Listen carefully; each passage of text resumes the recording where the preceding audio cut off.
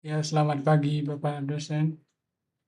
Pada pagi hari ini, saya akan mempresentasikan hasil kerja UAS pembelajaran sistem ketik tanam saya. Yang pertama, saya akan mempresentasikan hasil dari Google Colab-nya.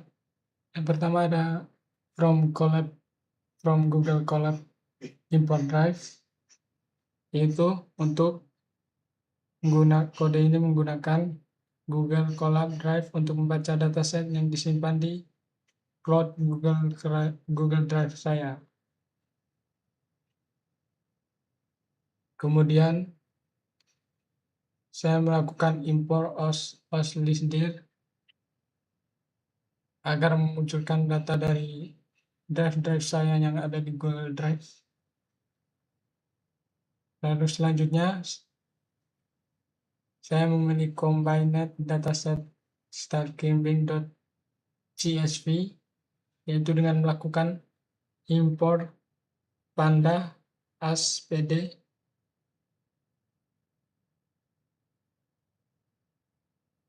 dan kemudian df pd read csv dalam kurung _content _drive _my drive combined dataset startcamBing.csv df hit, yaitu untuk memanggil library pandas ke dalam program Python, kemudian memberi nama panggilan tujuannya untuk mengedit pd, misalnya pdread.csv, berfungsi untuk memasukkan file dataset combined dataset startcamBing ke dalam sistem agar bisa diolah, kemudian akan memunculkan hasil tabel akurasi model seperti result agar terlihat rapi dan mudah dibaca. Contohnya kodenya OX, OX, OZGXGY. Kemudian saya melakukan from Google Colab import drive mode. Saya melakukan ulang lagi.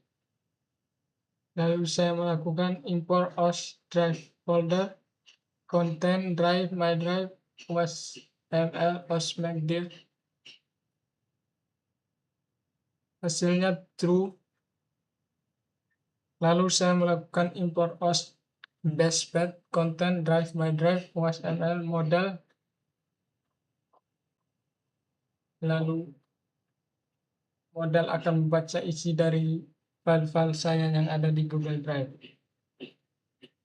Lalu kemudian otomatis saya melakukan from scale linear model import logistics regression. Data yang dari combined data startcamBing saya yang ada di Google Drive otomatis akan terbuka ketika saya melakukan content drive, my drive, OSML model. Kode-kodenya akan muncul di sini.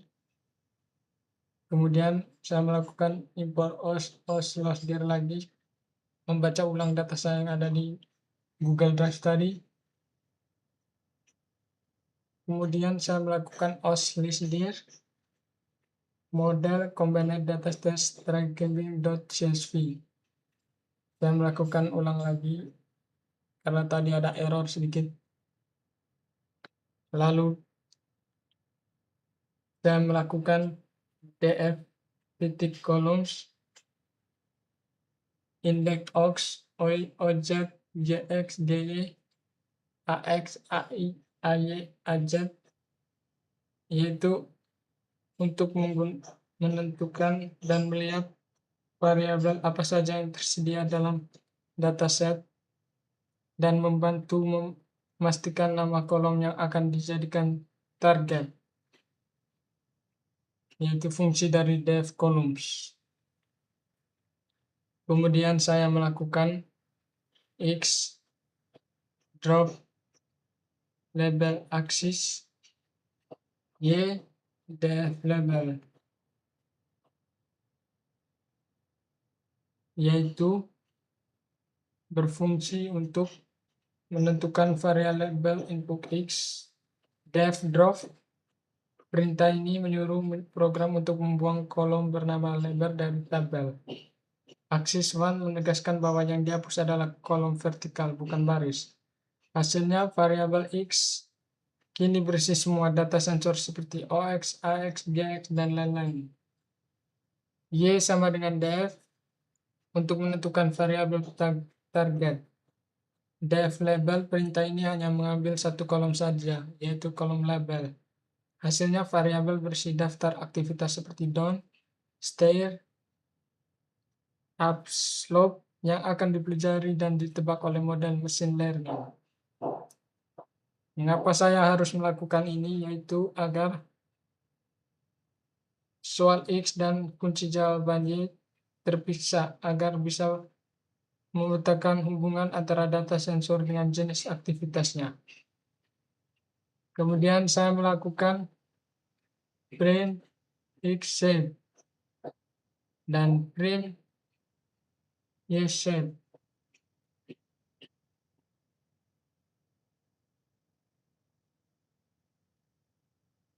Artinya untuk mengetahui dimensi atau ukuran data yang sedang saya gunakan.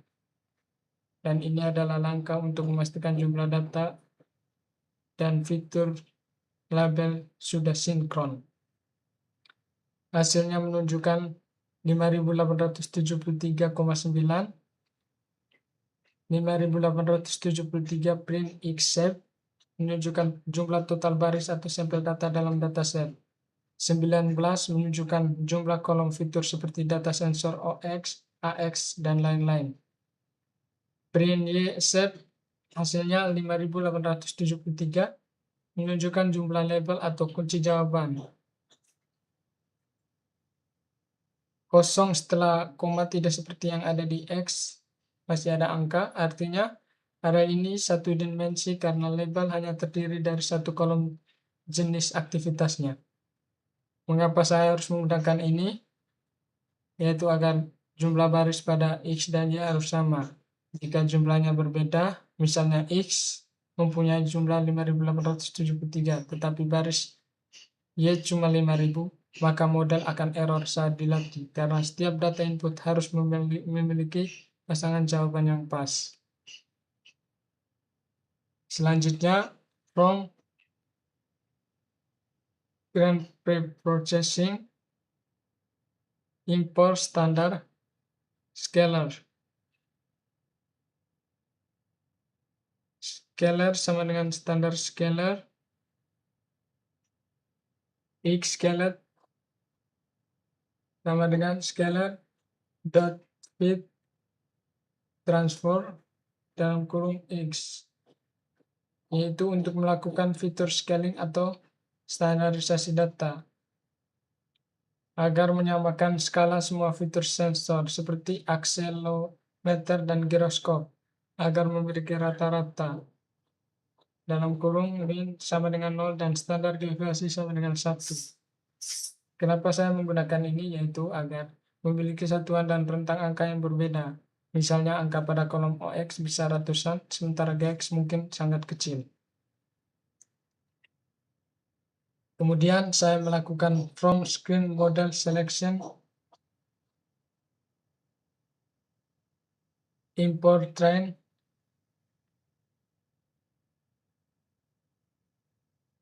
test split.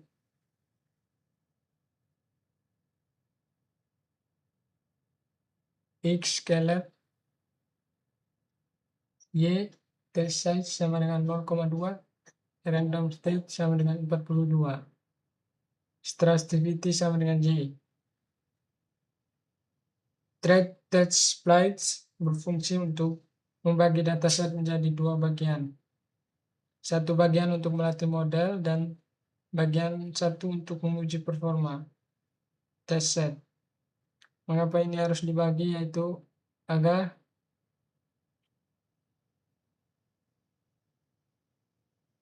materi yang dibawakan dan soal yang dipelajari berbeda dan untuk training set. Sementara untuk test set yaitu soal yang belum pernah dilihat oleh mahasiswa sebelumnya. Tujuannya agar memastikan model benar-benar pintar dan bisa mengenali pola baru, bukan sekedar menghafal data yang sudah ada. Lanjut, saya melakukan print type xtrain, print type ytrain, print xtrain, print ytrain shape, yaitu untuk menunjukkan bahwa fitur sayap xtrain telah berubah menjadi format 6 array. Hal ini terjadi otomatis karena sebelumnya saya menggunakan standar scalar yang mengubah tabel pandas menjadi array angka agar lebih efisien diproses oleh algoritma machine learning. Saya lanjut saja langsung ke bagian di bawahnya yang dekat akhir, x.isna.sum, lalu akan muncul tabel OX sama dengan 0, yaitu untuk memeriksa setiap sel dalam tabel, dan jika sel tersebut kosong, ia akan ditandai sebagai true. Jika berisi data akan ditandai sebagai false. Hasil pada gambar menunjukkan OX, OY, OZ negatif 0, 0, 0, GX 1, GY 1, GZ 1.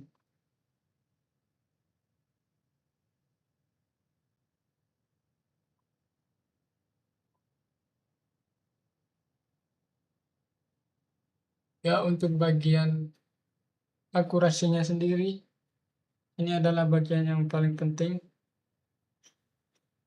Saya melakukan seperti yang di atas, impor pandas pd, result.df, pd.dataframe, model akurasi, precision, recall, F1 score, inference time, dan model size. Yaitu tujuannya adalah untuk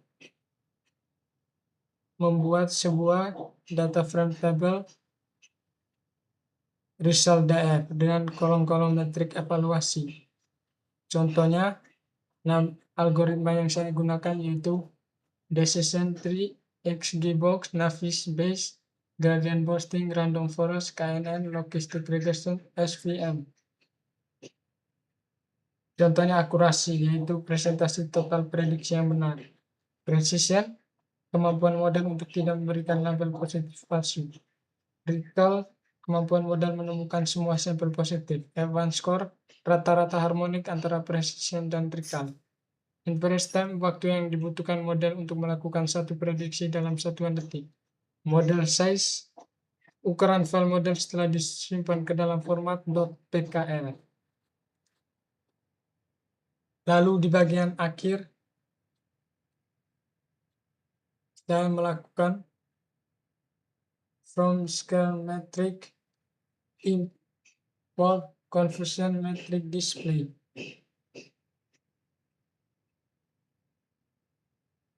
Import matplotlib.pyplot as plt. Base model name sama dengan result df.sort values dalam kurung akurasi, ascending sama dengan false, tutup kurung .ilog dalam kurung 0, tutup kurung dalam kurung model, tutup kurung base model sama dengan model dalam kurung base model name, tutup kurung conversion metric display from estimator base model xtest ytest cmap blue.